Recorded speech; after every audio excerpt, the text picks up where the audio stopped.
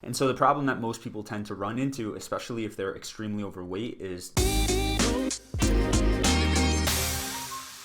Hey, what's going on, everybody? Schuyler Diehm here, men's fat loss coach, and today we are getting into the big debate. Can too much fruit make you fat?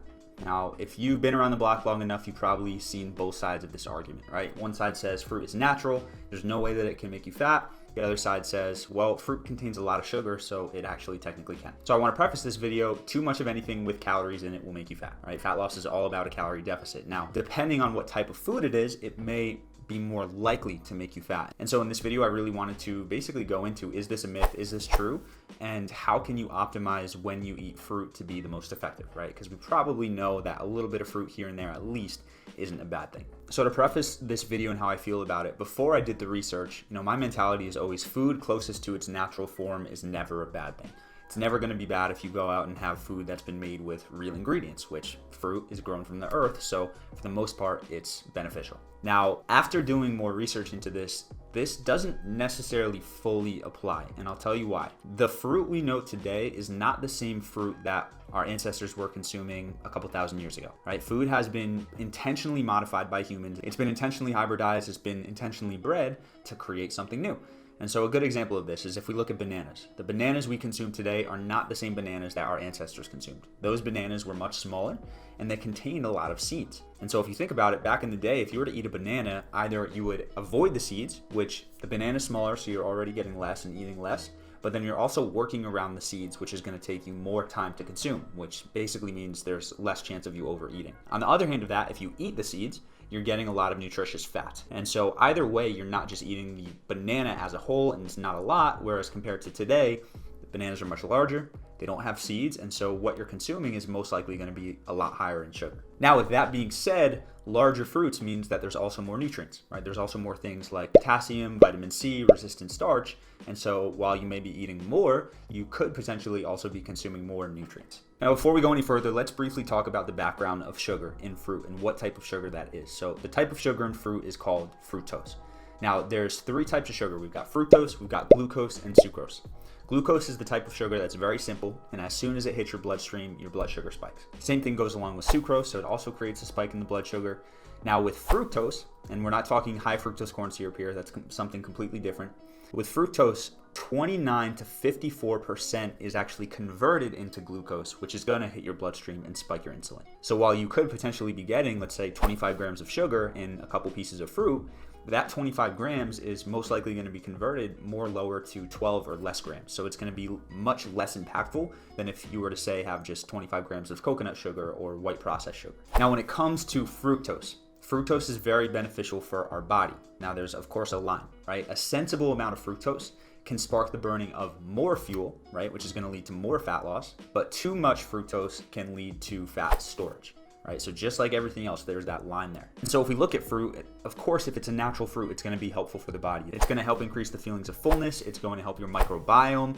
And also it's going to be supportive of fat loss, again, in moderation. And so the problem that most people tend to run into, especially if they're extremely overweight, is their liver is having a really hard time dealing with processing these sweets, right? Processing the sugar. And so if your liver is already working with alcohol, it's already working with a bunch of other toxins, processing that fructose is going to be put on the back burner. And so if we were to kind of put this in a picture to simplify it, instead of counting calories, instead of living by these rigid rules, most likely you would want to go more on the lower end of the spectrum when it comes to very sweet fruits like mangoes, apples, bananas. You'd want to moderate amounts of semi-sweet fruits. So these are more the berries. The berries are very nutritious, very rich in antioxidants, blueberries, strawberries, blackberries, raspberries. And then you'd want to consume more of the fruits that are kind of a vegetable, right? The avocado, the olives, the cucumbers.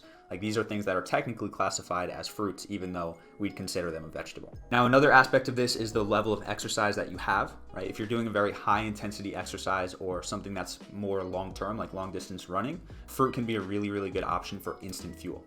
Especially if you're doing workouts, fruit right before is a really good way to time it. I think Jesse Itzler is the perfect example here. He's a long distance runner. He's always running. He's always burning a ton of calories. He's an endurance athlete, and he mostly eats fruit up until noon every single day. And what that does for him is it gives him the fuel to exercise. So bottom line here, what we're saying is fruit is not necessarily bad, but of course, too much of anything can be bad.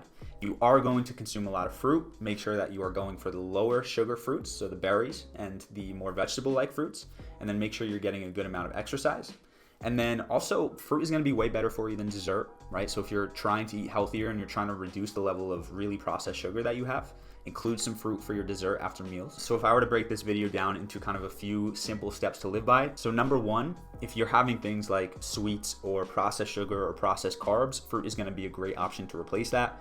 It's way better to have a bowl of a fruit salad over a piece of cake or cheesecake. Number two, if you really want to optimize when you get your fruit in, having it right before a workout is going to be super effective for the energy you burn during that workout.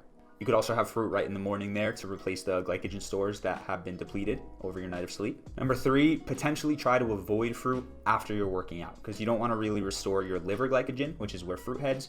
You want to work more with the muscle glycogen, which fruit is not going to help with. Number four, it's always a good idea to go organic, especially with the fruits that don't have any skins. So whereas avocado, if you're spraying it with pesticides or herbicides, that's not going to fully be absorbed into the avocado that you eat. Having something like strawberries or blackberries or even grapes is something where, you could spray the pesticides on and it's directly on the fruit. And then along with that, fruits that are organic tend to have less fructose in them than their genetically modified or non-organic counterparts. And then finally, minimize the amount of dried fruits and the fruit juice because most of these are just so devoid of nutrients because the water's been taken out and they're basically baths of sugar. So as I like to always emphasize, take small steps here. Do the shifts that feel natural, that feel like they would fit in with your life, but don't demonize fruit, right? It's most likely that people aren't getting fat or staying fat because of the fruit they're eating. It's usually the fruit stacked on top of whatever else they're eating. And so with that being said, if you are in the situation where you're really struggling to lose weight, and you're looking for a simplified version that's going to help give you discipline, help give you consistency, and really just make the process that much easier,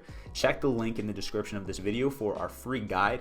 In this guide, we break down exactly how we help our clients ditch years of struggling and get in the best shape of their life with mindfulness, fasting, and fitness, and how you can replicate those results in your own life. So with that being said, I would love to hear in the comments, what's your go-to fruit, right? Mine's probably pineapple or kiwi. I would love to hear what yours is. But besides that, I appreciate you a ton. Make sure to subscribe if you're looking for more awesome content. And of course, as always, make sure to eat smart, move more, sleep deep, and be grateful for this moment. I'll see you in the next video.